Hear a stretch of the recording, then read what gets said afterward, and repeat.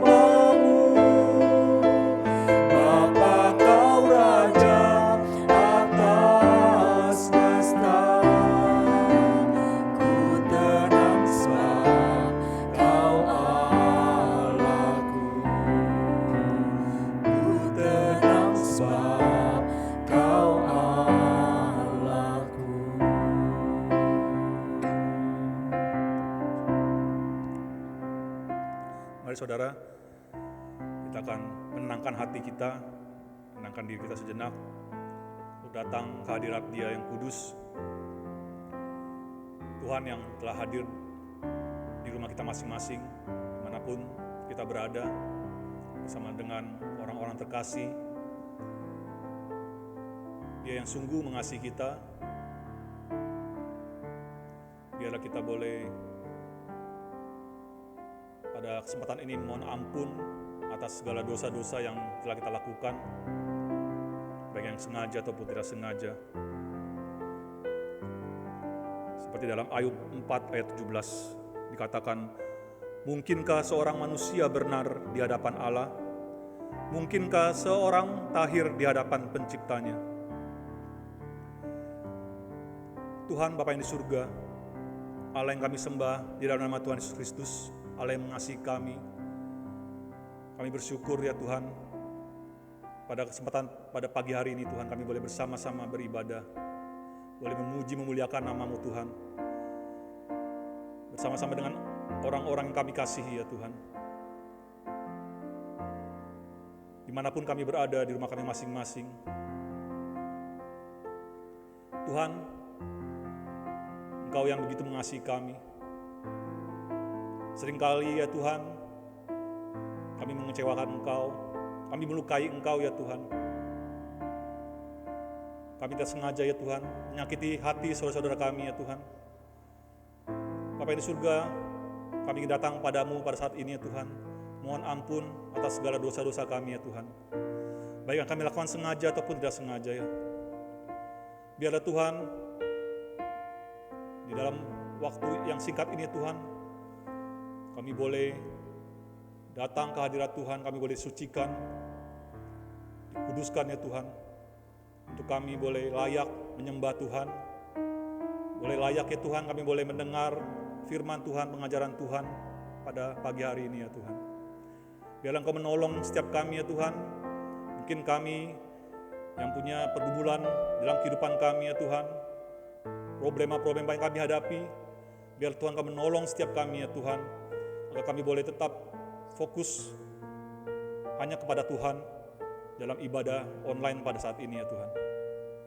Biarlah Tuhan kami boleh mengingat akan cinta kasih Tuhan yang telah berkorban untuk kami di atas kayu salib. Biarlah kami ya Tuhan boleh mengingat akan kasih-Mu yang begitu besar kepada umat manusia di dunia ini ya Tuhan. Sehingga kami pun tidak layak ya Tuhan. Kami adalah orang-orang berdosa. Biarlah Tuhan pada saat ini kami boleh dilayakkan ya Tuhan untuk menyembah Tuhan. Terpujilah Engkau Bapa, Engkau mendengar doa ini, dan kami serahkan waktu ini jam ibadah kami Tuhan dari awal, pertengahan sampai akhirnya.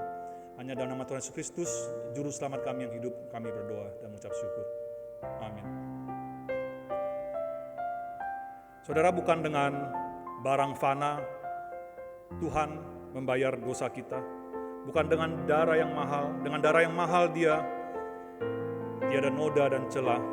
Dan bukan dengan emas, perak Tuhan menebus diri kita, tetapi oleh segenap kasih dan pengorbanannya.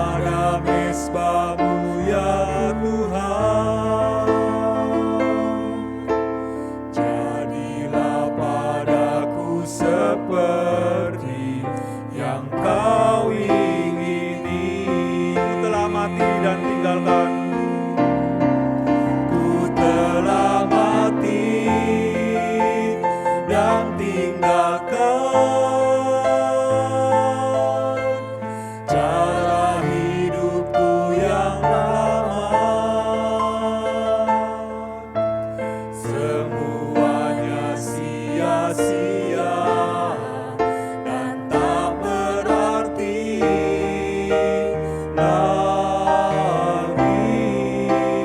Hidup ini ku letakkan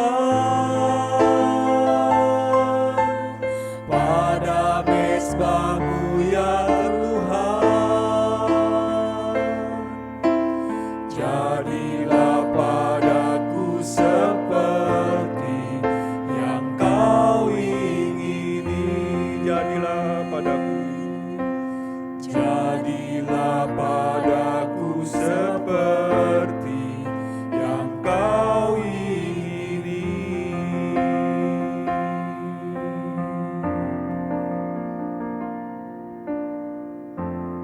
Kita akan bersama-sama membacakan petunjuk hidup baru yang diambil dari Roma pasal 5 ayat ke-8.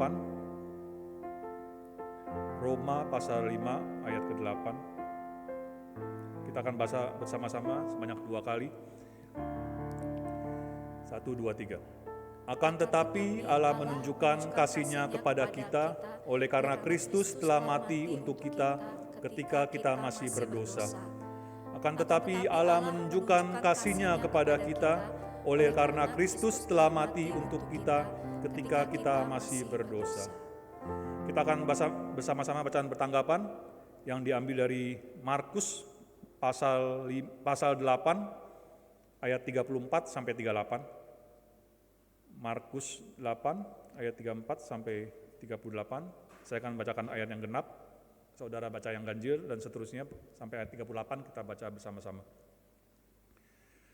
Lalu Yesus memanggil orang banyak dan murid-muridnya dan berkata kepada mereka, "Setiap orang yang mau mengikut aku, ia harus menyangkal dirinya, memikul salibnya dan mengikut aku.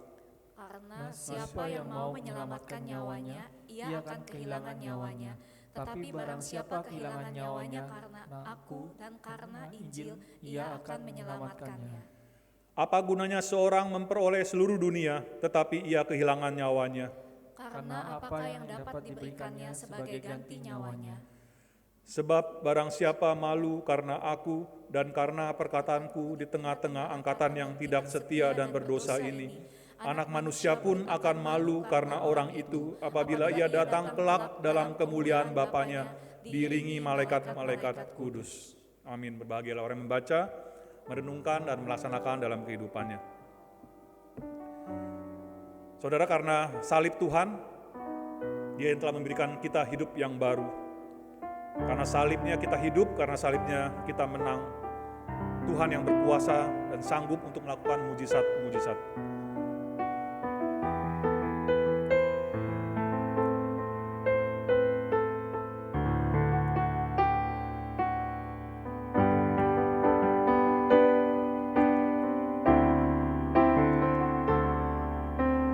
Hanya Kau Tuhan di hidupku, Kau berikan hidup yang baru. Darah-Mu menyucikan, pulihkan hatiku. Ku nyatakan Kaulah segalanya. Engkaulah sumber pengharapan. Kuasa-Mu sanggup menyembuhkan. Jiwaku pun berserah hanya kepadamu. Yesus, Kaulah segalanya. Karena salib-Mu ku hidup, karena salib-Mu ku menang. Engkau yang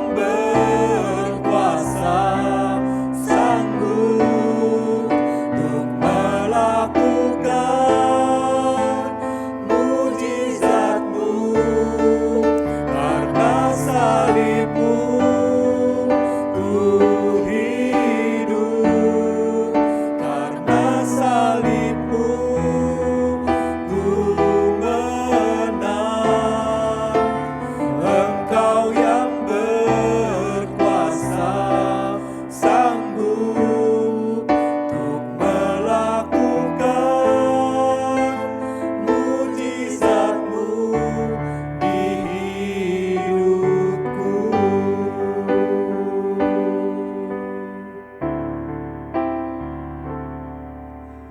Engkaulah sumber pengharapan, kuasa-Mu sanggup menyembuhkan. Jiwaku pun berserah hanya kepadamu, Yesus, Kaulah segalanya. Karena salib-Mu ku hidup, karena salib-Mu ku menang.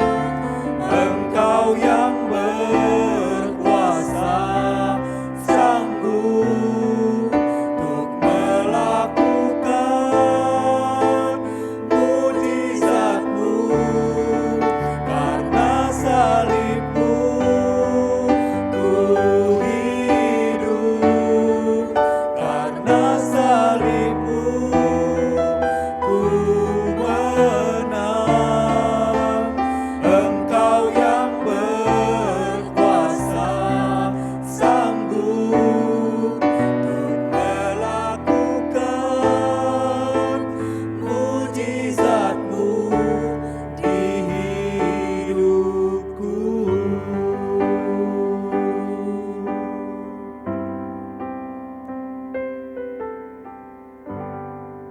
Kami undang saudara untuk bangkit berdiri. Kita akan bersama-sama dengan gereja di segala abad dan segala tempat kita mengikrarkan pengakuan iman rasuli. Pengakuan iman rasuli.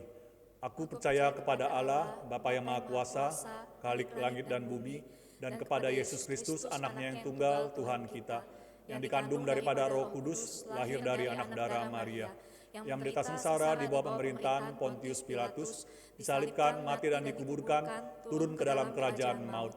Pada hari yang ketiga, bangkit pula dari antara orang mati, naik ke surga, duduk di sebelah kanan Allah, Bapa yang Maha Kuasa.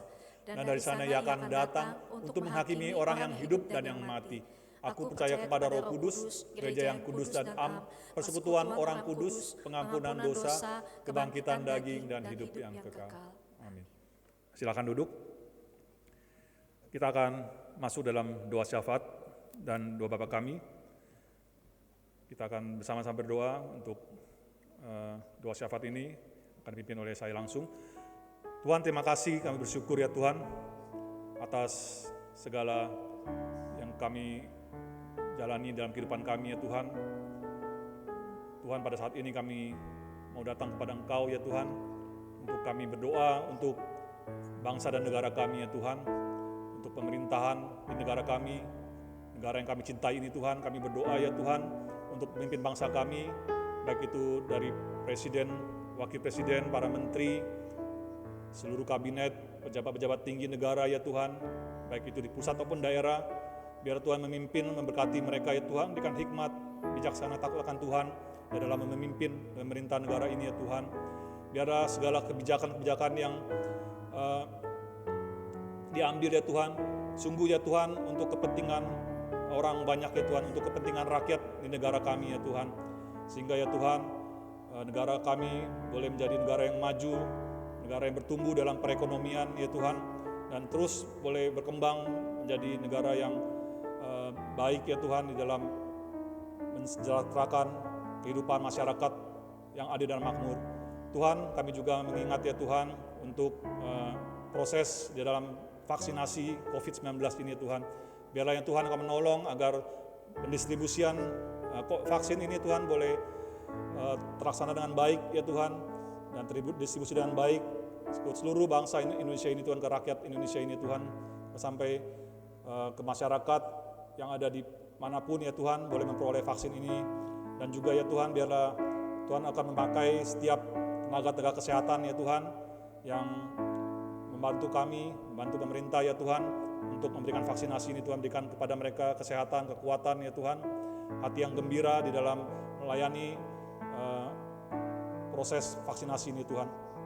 Tuhan juga kami mau serahkan juga untuk gereja kami ya Tuhan, Gereja Sion HK ini, biarlah Tuhan yang akan memberkati setiap jemaat ya Tuhan, mungkin dalam setiap pergumulan dalam kehidupan mereka menghadapi pandemik yang belum berlalu ya Tuhan.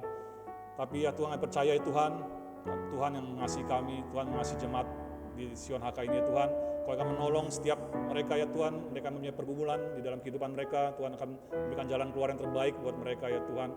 Tuhan berkati setiap kehidupan mereka ya Tuhan, mereka tetap setia kepada Tuhan, beriman kepada Tuhan dimanapun ya Tuhan, dan kondisi apapun yang terjadi dalam kehidupan mereka. Tuhan juga berkati setiap pengurus ya Tuhan di gereja kami, berikan kesehatian kepada mereka ya Tuhan, hati yang takut akan Tuhan di dalam melayani ya Tuhan, saling mengasihi dan merendahkan hati mereka ya Tuhan untuk boleh saling mengasihi dan saling melayani ya Tuhan. Dan juga ya Tuhan, terlebih kami boleh berdoa juga ya Tuhan untuk mereka, para pengurus juga, hamba Tuhan juga ya Tuhan, boleh memiliki hati yang Tuhan, yang setia kepada Tuhan di dalam kondisi apapun ya Tuhan. Tuhan berkati ya Tuhan juga untuk jemaat kami usia lanjut ya Tuhan. Tuhan berkati dalam kehidupan mereka, masa tua mereka ya Tuhan. Berikan kepada mereka senantiasa iman ya Tuhan, dan juga kebahagiaan dalam kehidupan mereka di masa tua mereka ya Tuhan. Mereka boleh senantiasa diberikan kesehatan, kekuatan ya Tuhan, dan juga Tuhan berkati dalam kehidupan mereka. Juga kami berdoa ya Tuhan, khususnya Tuhan untuk sekolah SPU ini juga, biar Tuhan berkati sekolah ini ya Tuhan, akan selalu bersinar dan memberikan pengharapan di tengah-tengah lokasi tempat ini ya Tuhan, dengan kehidupan masyarakat yang ada. Biarlah sekolah ini boleh juga dikenal oleh mereka ya Tuhan, boleh membawa juga jiwa-jiwa untuk dimenangkan bagi Tuhan. Berkati juga guru-guru yang mengajar ya Tuhan, dan juga seluruh anak-anak sekolah SPU ini ya Tuhan. Biarlah mereka juga di tengah pembelajaran secara online ini boleh tetap belajar dengan baik ya Tuhan. Dan juga khususnya untuk anak-anak sekolah ya Tuhan, para siswa yang sedang menghadapi ujian atau ulangan pun ya Tuhan, Tuhan berkati mereka, berikan ketekunan dalam belajar, kepandaian kepada mereka ya Tuhan, sehingga mereka boleh lulus dengan baik dan mereka boleh memperoleh nilai-nilai yang baik pula ya Tuhan. Terima kasih ya Tuhan, Kau yang mendengar doa kami ini, yang hanya kami asal dalam nama Tuhan Yesus Kristus, Juru Selamat kami yang hidup, yang telah mengajak kami berdoa demikian. Bapa kami yang di surga, dikuduskanlah namamu, datanglah kerajaanmu, jadilah kehendakmu di bumi seperti di surga. Berikanlah kepada hari ini makanan kami yang secukupnya, dan ampunilah kami kesalahan kami, seperti kami juga mengampuni orang yang bersalah kepada kami. Dan janganlah bawa kami ke dalam pencobaan, tetapi lepaskanlah kami daripada yang jahat. Karena Engkaulah yang punya kerajaan dan kuasa dan kemuliaan sampai selama-lamanya. Amin. Kini tiba saatnya kita boleh rindu untuk mendengarkan firman Tuhan. Kita akan disiapkan untuk dipenuhi dengan Roh-Nya yang kudus, biar kita boleh rindu lawatannya.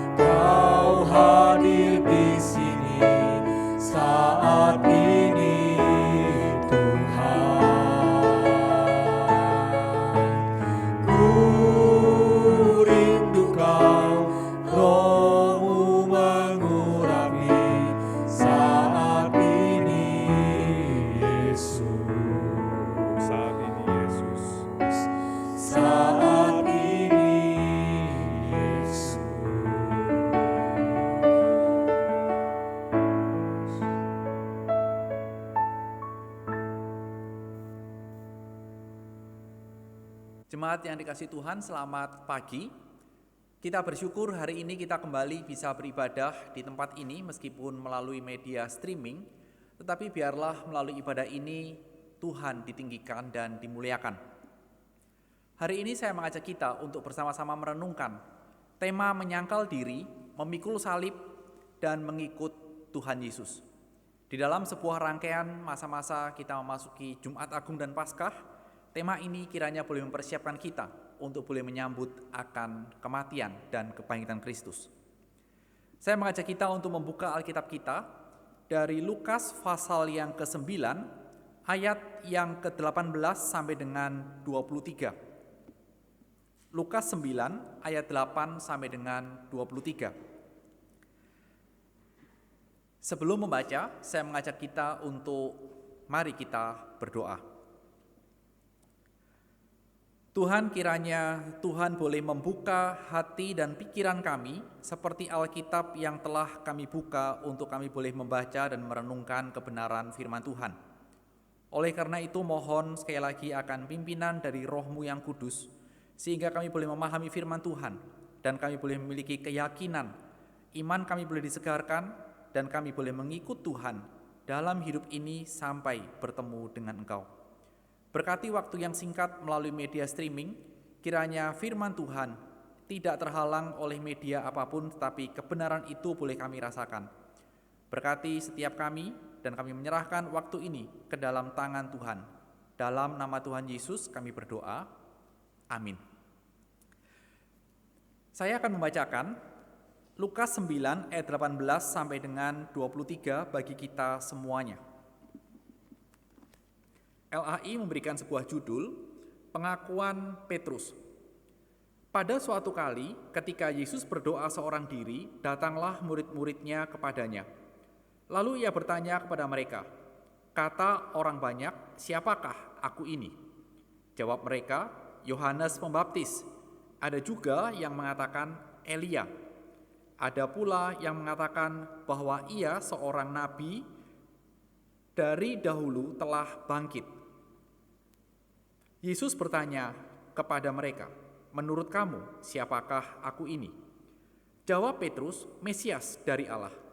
Lalu Yesus melarang mereka dengan keras supaya mereka jangan memberitahukan hal itu kepada siapapun. Dan Yesus berkata, Anak manusia harus menanggung banyak penderitaan dan ditolak oleh tua-tua, imam-imam kepala dan ahli-ahli Taurat, lalu dibunuh dan dibangkitkan pada hari yang ketiga. Katanya kepada mereka semua, setiap orang yang mau mengikut aku, ia harus menyangkal dirinya, memikul salibnya setiap hari dan mengikut aku. Jemaat yang dikasihi Tuhan yang berbahagia ialah setiap kita, anak-anak Tuhan yang membaca, merenungkan, dan melakukan kebenaran firman Tuhan itu di dalam kehidupan kita. Untuk merenungkan tema menyangkal diri, memikul salib, dan mengikut Tuhan, saya ingin menceritakan sebuah kisah sebagai pendahuluan bagi kita semua. Bahwa pada suatu kali ketika anak saya yang paling kecil, James, bertemu dengan pimpinan waktu dulu saya masih bekerja di sekolah, bertemu dan dia diajak untuk ikut dari pimpinan saya. Kemudian James bertanya, "Papi, itu siapa?" Saya mengatakan bahwa itu pimpinan papi di sekolah. Dialah yang mengatur seluruh sekolah yang ada, baik dari TK, SD, SMP, dan SMA. Lalu saya tanya, kenapa? Wah, pokoknya kalau diajak sama pimpinannya papi, ikut aja lah. Saya tanya, kenapa? Enak banget, minta apa aja, aku kepingin apa aja dibeliin. Bapak Ibu, itu cerita yang kurang lebih menggambarkan bahwa seorang anak kecil ketika diajak dan dia tahu siapa yang mengajak begitu, dia mau ikut. Dan dia mengatakan kalau diajak dengan orang yang tidak seperti itu, mau nggak? Enggak lah, mau ngapain? Katanya seperti itu. Bapak Ibu, ini satu hal yang menarik dan satu realita dalam kehidupan kita. Dan di sini dalam konteks Lukas ayat 9, pasal 9 ayat 18 sampai dengan 23, saya ingin menjelaskan bahwa hal ini juga terjadi di dalam konteks Injil Lukas. Dalam satu kaitan yang sangat dekat, pada saat itu kita tahu bahwa perikop di atas ayat 18 adalah sebuah cerita Yesus memberi makan 5.000 orang. Dan ini Tuhan Yesus lakukan hanya dengan 5 roti 2 ikan. Jadi bayangkan, ketika pada saat itu dicatat 5.000 orang laki-laki, dan Tuhan Yesus memberi makan dengan 5 roti 2 ikan, semuanya bisa makan, dan mungkin kalau saat itu ada wanita, ada perempuan, dan juga ada anak-anak, misalnya itu ditambahkan, kita bisa memperkirakan jumlahnya 8.000 sampai 10.000. Jumlah yang tidak sedikit, jumlah yang sangat banyak. Tetapi dengan 5 roti dan 2 ekor ikan, Tuhan Yesus mengenyangkan mereka. Kalau kita melihat akan peristiwa di atasnya, maka kita perlu bertanya begini. Kalau dalam sebuah masyarakat dipimpin oleh seseorang seperti Tuhan Yesus, enak tidak? Sayang, saya tidak bisa mendengar jawaban atau respon dari jemaat sekalian. Tapi rasanya kok setuju kalau saya mengatakan enak dipimpin oleh seseorang seperti Tuhan Yesus. Kenapa? Karena bayangkan, dari 5 roti dan 2 ikan bisa untuk mencukupi kira-kira 8 sampai 10.000 orang. Nah sekarang kalau rakyat yang dipimpin oleh orang seperti Tuhan Yesus, bukankah itu suatu hal yang menggembirakan? Seakan-akan rakyat tidak perlu bekerja dan Tuhan Yesus tinggal mencukupi. Makan sehari 3 kali. Sangat mudah. Itulah menjadi salah satu faktor di mana pada saat itu orang-orang banyak mengikut dia. Inilah yang menjadi satu faktor bahwa banyak orang dalam konteks Injil Lukas berduyun-duyun mengikut Tuhan. Ditambah pasal-pasal sebelumnya dalam Injil Lukas, Tuhan itu bisa menyembuhkan. Sakit penyakit sembuh, setan diusir. Kalau begitu, Tuhan sebagai seorang pemimpin kurang apa? Sehingga tidak heran orang berduyun-duyun untuk mengikut Tuhan. Oleh karena itu di dalam ayat 18, ketika Tuhan Yesus berdoa seorang diri, sudah tidak ada kerumunan orang, sudah sekarang dia seorang diri, dan kemudian selesai berdoa, dia bertemu dengan murid-muridnya. Bersama dengan 12 muridnya itu, Tuhan bertanya, menurut kata orang banyak, siapakah aku ini? Jadi yang ditanya Tuhan adalah, menurut orang banyak itu, aku ini siapa sih? Karena yang ditanya adalah pendapat orang-orang, maka jawabannya adalah, oh Tuhan, ada yang menyebut engkau adalah Elia. Ada juga yang mengatakan, engkau itu Yohanes Pembaptis. Dan ada juga yang mengatakan nabi yang telah bangkit. Itu menjadi sebuah pendapat umum banyak orang tentang Tuhan Yesus. Kemudian cerita ini berlanjut. Tuhan kemudian bertanya kepada murid-muridnya, sekarang menurut kamu siapakah aku ini? Jadi bukan lagi menurut pendapat orang, bukan lagi menurut siapa, tetapi menurut murid-murid sendiri. Dan disinilah Petrus menjawab dengan sangat tepat. Ketika Petrus menjawab Mesias dari Allah. Dan inilah yang menjadi sebuah fondasi untuk iman Kristen. Dan inilah yang menjadi satu hal yang pertama kalinya Kristus diakui oleh murid-muridnya sebagai Mesias dari Allah. Jemaat yang dikasihi oleh Tuhan, kalau di dalam perikop ini Tuhan bertanya kepada murid-muridnya.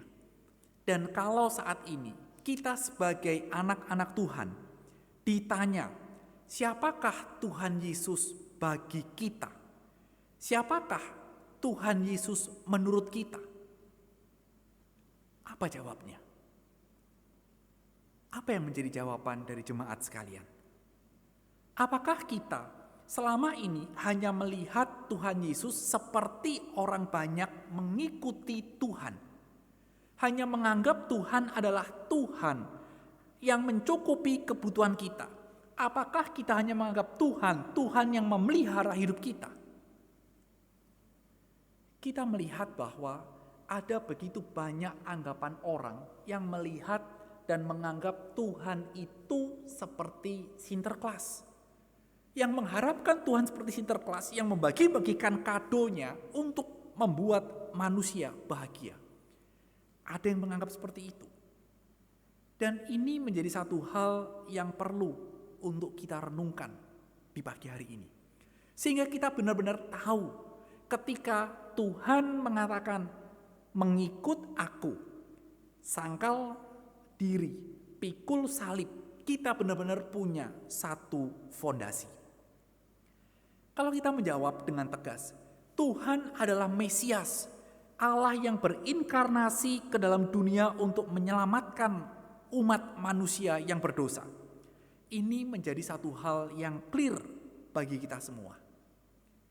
Jemaat yang dikasihi Tuhan, identitas dari Tuhan Yesus tidak identik dengan fokus yang diharapkan oleh orang-orang, bahwa Allah harus memberkati, menyejahterakan, dan seterusnya. Tapi jelas, ketika dikatakan Mesias, anak Allah, itu merujuk kepada kelahiran dalam Lukas, pasal-pasal yang awal. Di mana ketika malaikat memberitakan kepada para gembala, Juru Selamat telah lahir bagimu. Inilah yang menjadi sebuah konfirmasi bahwa Yesus adalah Mesias. Sehingga dalam konteks seperti ini, ketika Petrus sudah mengatakan dia adalah Mesias, Tuhan Yesus kemudian mengatakan, kalau engkau mengakui aku sebagai Mesias, maka sekarang kita fokus di ayat 23. Setiap orang yang mau mengikut aku, ia harus menyangkal dirinya, memikul salibnya setiap hari, dan mengikut aku. Jadi fokus dari kalimat ini adalah mengikut Tuhan. Itu fokusnya. Nah, karena untuk mengikut Tuhan harus menyangkal diri dan memikul salib, mari kita saat ini merenungkan dua kata ini. Jemaat yang dikasihi Tuhan, kalau dikatakan apa artinya menyangkal diri, apa yang muncul di dalam pikiran kita? Apa yang muncul di dalam benak kita? Saya mengajak kita untuk melihat arti menyangkal diri yang kita bisa ambil dari Ibrani pasal yang ke-11, ayat yang ke-24 dan ayat yang ke-25. Ini menjadi satu penjelasan yang sangat menarik. Karena kata menyangkal diri, kalau kita memiliki satu konsep pemahaman, menyangkal diri adalah hidup menyendiri, hidup menyiksa diri. Bapak Ibu, bukan itu artinya. Mari belajar dari Ibrani pasal 11 ayat 24 sampai dengan 25. Ini kisah tentang Musa. Saya sekali lagi akan bacakan buat kita, Ibrani 11 ayat 24 sampai dengan 25.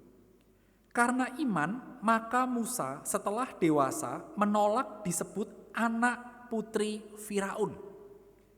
Karena ia lebih suka menderita sengsara dengan umat Allah daripada untuk sementara menikmati kesenangan dari dosa.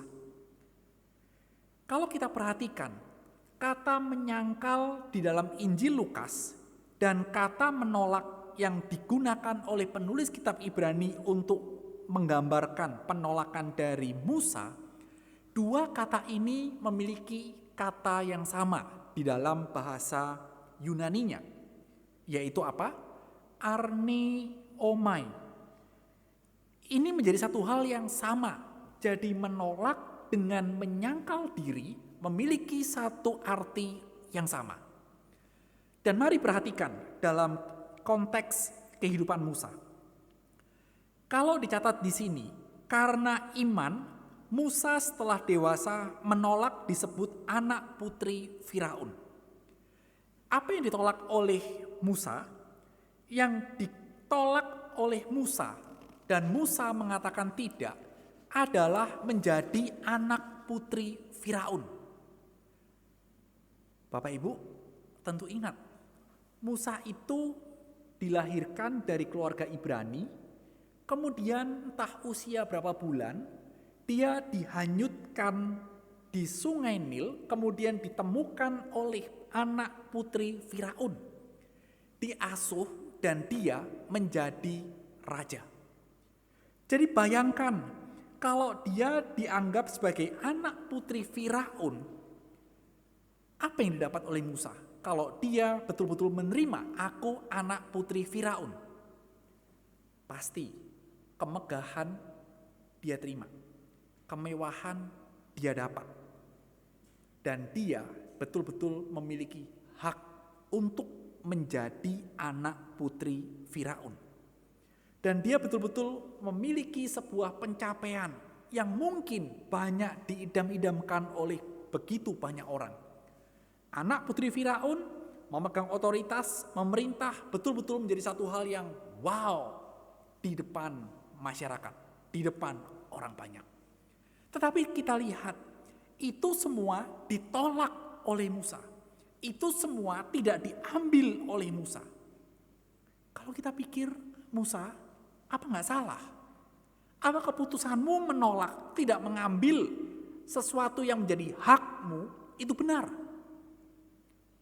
Bapak Ibu, keputusan Musa itu tepat. Karena apa? Ayat 25. Karena Musa lebih suka, jadi dia lebih menyukai menderita bersama-sama dengan umat Allah daripada dia menjadi anak putri Firaun dalam segala kemegahannya untuk sementara menikmati kesenangan dari dosa. Bayangkan, ketika Musa menolak, menyangkali itu, tidak menerima itu, dia lebih memilih untuk bersama-sama menderita sengsara dengan umat Allah di padang gurun. Kalau Musa menerima dirinya sebagai anak putri Firaun, Musa tidak mungkin menggenapi panggilan Tuhan untuk memimpin bangsa Israel keluar dari Mesir. Kalau Musa menerima apa yang menjadi haknya, menjadi anak putri Firaun, itu semua akan menghambat, akan menjadi satu hambatan bagi Musa untuk menjalankan apa yang menjadi perintah Allah dalam diri dia. Musa betul-betul tahu apa yang harus dikerjakan, sehingga dia menolak itu semua meskipun itu menjadi haknya. Karena Musa tahu, kalau itu aku terima, aku tidak mungkin menjalankan apa yang Allah ingin Musa lakukan. Satu hal yang menarik, Bapak Ibu. Kalau ini menjadi sebuah perenungan, refleksi, evaluasi bagi diri kita, maka kita perlu bertanya, apakah ada hal-hal yang saat ini layak bisa kita klaim menjadi hak kita, tapi kita tolak? Apakah ada hal-hal yang kita betul-betul ini hakku, aku harus mendapatkan? Apakah ada hal-hal yang seperti Musa bisa klaim ini hakku, aku menjadi anak putri Firaun dalam hidup kita, tapi kita katakan tidak. Supaya apa? Supaya hidup kita pun hal-hal yang bisa kita klaim, bisa kita dapatkan, kita tolak, kita tidak mau itu, supaya kita betul-betul bisa mengikut Tuhan seumur hidup kita. Apakah ada hal-hal seperti itu yang kita tolak, yang kita tidak mau, supaya kita bisa mengikut Tuhan? Ini harus menjadi sebuah perenungan dan refleksi kita. Siapa tahu ketika kita justru mengklaim hal-hal itu betul-betul menjadi suatu hal yang menghambat hidup kita untuk kita mengikut Tuhan. Jemaat yang dikasihi Tuhan, ada sebuah cerita yang saya ingin ceritakan untuk memberikan sebuah gambaran.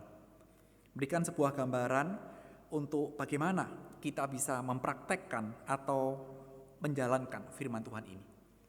Satu keluarga di Jawa Timur, begitu, kehidupannya adalah betul-betul fokus kepada yang namanya harta. Saling klaim, ini punyaku, ini punyaku, ini punyaku, ini hakku, dan hakku. Menjadi satu hal yang menarik. Itu haknya bukan? Betul, itu haknya. Tapi karena sesama saudara saling mengklaim ini punyaku, Bapak Ibu tahu apa akibatnya? Bertengkar, berselisih, dan menariknya adalah karena perebutan yang sama-sama diklaim ini hakku, ini milikku, aku berhak. Mereka tidak bisa saling mengasihi. Ini menjadi satu hal yang menarik. Ini menjadi satu fakta bahwa inilah realita dalam kehidupan dunia. Coba kalau seandainya, oke, meskipun itu hakku, aku tidak ambil, aku mengalah, supaya aku bisa melakukan kebenaran firman Tuhan dalam hidupku. Bapak Ibu, bukankah itu jauh lebih baik? Inilah yang disebut dengan menyangkal diri. Menolak sesuatu yang bisa kita klaim menjadi hakku. Tapi kalau Musa menolak sesuatu yang bisa kita klaim, sesuatu yang bisa dia katakan ini hakku, aku berhak. Ayat di dalam Lukas justru yang harus disangkali adalah, yang harus kita tolak adalah diri. Kalau kedudukan sesuatu yang di luar diri kita, tapi dalam Lukas ayat yang kita baca, yang diperintahkan oleh Tuhan adalah menyangkal diri. Berarti ada sesuatu di dalam diri kita, bukan sekedar di luar yang harus kita tolak supaya tidak menghambat kita dalam mengikuti Tuhan, dalam menjalankan perintah Tuhan, tetapi ada sesuatu dalam diri kita. Ketika ada sesuatu dalam diri kita yang Tuhan bilang sangkal, tolak, Bapak Ibu mungkin kita bingung, apanya yang ditolak? Orang diriku ya begini, apanya yang ditolak? Sehingga jemaat yang dikasih Tuhan, kita perlu memahami kira-kira seperti ini. Ketika Tuhan mengatakan menyangkal diri, kalau tadi yang pertama adalah di luar diri kita yang bisa kita tolak, sekarang yang ada di dalam diri kita. Ketika Tuhan mengatakan menyangkal diri, suatu yang di dalam diri kita, Bapak Ibu, mari kita sekarang kira-kira memahaminya seperti ini. Di dalam diri kita, di dalam hidup kita, seberapa sering diri kita menjadi tuan atas hidup kita? Kira-kira gampangnya adalah seberapa sering kita betul-betul hidup menuruti apa yang kita kehendaki. Kita hidup mengikuti apa yang kita mau.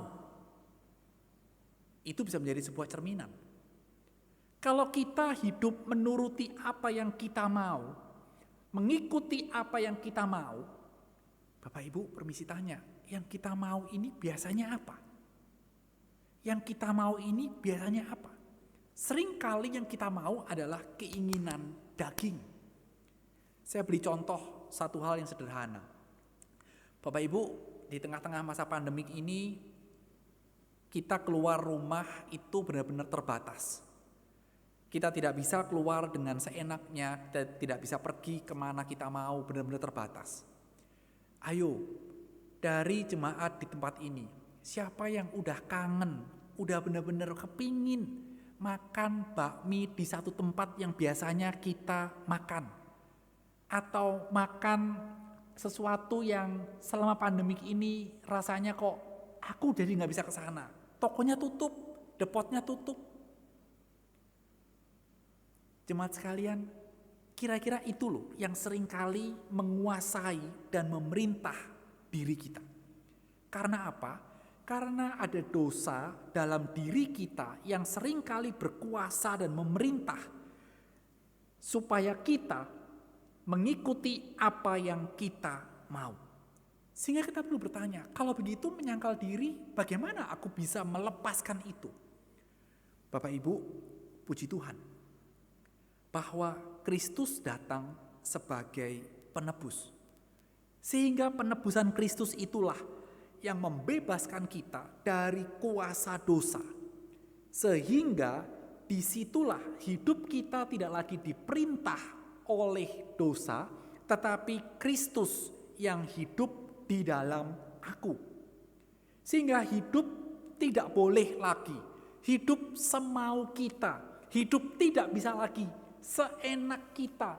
Mau ini harus dapat ini, mau itu harus dapat itu. No. Hidup kita, kalau kita menyangkal diri, kita mesti mencari tahu apa yang Tuhan mau untuk kita lakukan. Itulah menyangkal diri. Dan seringkali yang Tuhan mau bertentangan dengan apa yang kita mau. Sehingga kita bilang, Tuhan kok begini, Tuhan kok susah. Nah, itulah Bapak Ibu. Kemudian Tuhan mengatakan, sangkal diri artinya adalah ikut apa yang Tuhan perintahkan. Kemudian dikatakan memikul salib. Bapak Ibu, ketika kita mengatakan memikul salib, salib itu bukan kalip kayu yang besar kemudian kita pikul di mana-mana. Bukan. Tapi salib itu adalah sesuatu yang digambarkan menjadi sebuah tidak kenyamanan. Satu hal yang tidak menyenangkan. Semua orang tidak berebut untuk memikul salib. Perhatikan ketika Kristus memikul salibnya menuju Golgota. Lukas mencatat ada Simon dari Kirene yang bahasa saya dipaksa memikul salib membantu Kristus. Bapak Ibu, salib itu satu hal yang dipikul, satu hal yang paling tidak memberikan sebuah bayangan bahwa pikul salib itu tidak mudah. Pikul salib itu susah, berat. Dan ketika Tuhan mengatakan pikul salib, bukan dalam pengertian membawa salib itu kemana-mana. Tetapi pikul salib adalah memberikan sebuah pengertian, satu peringatan bagi hidup kita untuk kita menjauhi dosa. Yang namanya menjauhi dosa itu, Bapak Ibu, susah. Saya yakin itu sangat susah. Kalau kita dengan kemampuan kita sendiri, kita mau menjauhi dosa, tidak mungkin bisa.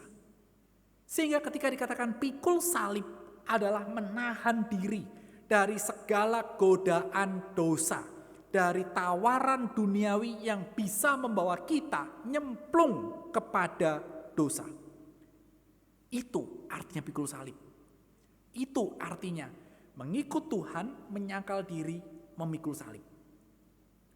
Sehingga kita bisa melihat, memikul salib adalah sebuah proses yang Tuhan mau kita nikmati.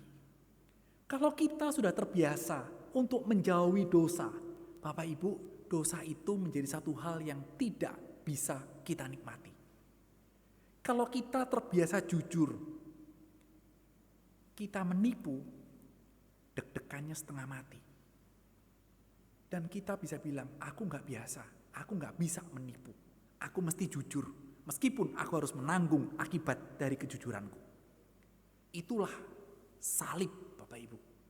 Itulah pikulan salib yang harus kita bawa. Sehingga ketika kita mengatakan, Tuhan, aku memikul salib meninggalkan dosa.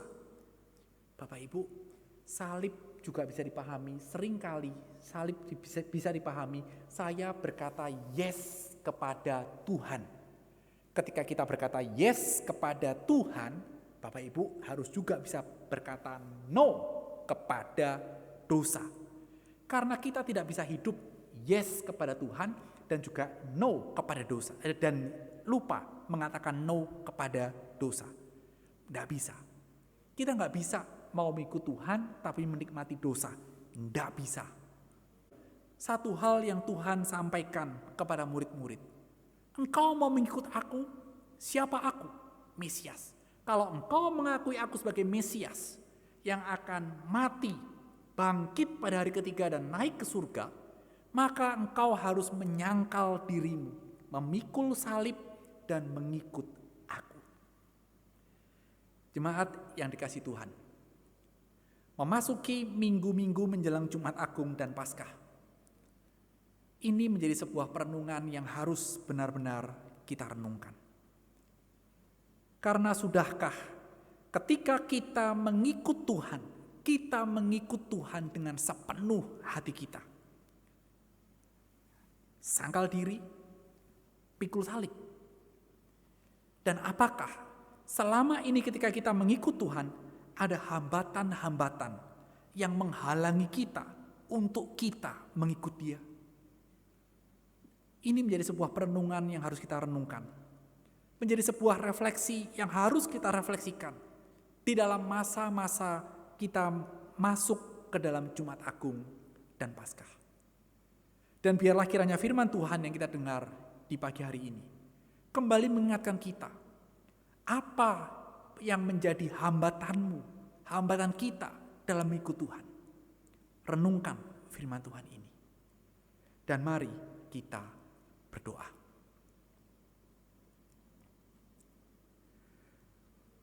Jemaat yang dikasihi Tuhan, ketika Tuhan memerintahkan, kalau engkau mau mengikut aku, sangkal diri, pikul salib, ikutlah aku. Marilah kita merenung dari uraian kebenaran firman Tuhan. Apakah ada hal-hal yang ternyata kita klaim menjadi hak kita, ternyata itu menghambat kita untuk mengikut Tuhan? Dan ketika Tuhan mengatakan memikul salib, adakah hal-hal yang juga menghalang-halangi kita? Karena kita lupa berkata no kepada dosa, dan kita tetap hidup di dalam kenikmatan dosa. Renungkan tentang hal ini. Tuhan, kami berterima kasih dan bersyukur untuk kebenaran firman Tuhan yang pagi hari ini boleh bersama-sama kami renungkan. Tuhan, terima kasih karena memasuki minggu-minggu untuk kami boleh melihat akan Jumat Agung dan Paskah. Tuhan memberikan firman Tuhan sekali lagi kepada kami untuk mengingatkan kami bahwa untuk ikut Tuhan kami harus berani menyangkal diri dan memikul salib. Oleh karena itu, Tuhan, kiranya Engkau boleh memberikan kekuatan kepada kami melalui Roh-Mu yang kudus untuk kami boleh memiliki kepekaan terhadap dosa, sehingga kami boleh mengikut Tuhan seumur hidup kami. Ini menjadi kerinduan kami. Ini menjadi satu hal yang ingin kami lakukan untuk menyenangkan hati-Mu. Terima kasih Tuhan untuk kebenaran firman-Mu dan terima kasih untuk berkat-Mu. Berkati jemaat di tempat ini, dan semuanya ini kami alaskan hanya di dalam nama Tuhan kami, Yesus Kristus. Amin.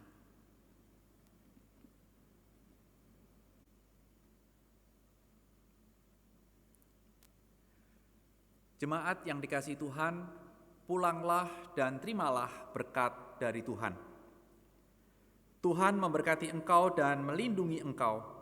Tuhan menyinari engkau dengan wajah-Nya dan memberi engkau dalam kasih karunia. Tuhan menghadapkan wajah-Nya kepadamu dan memberi engkau damai sejahtera. Amin.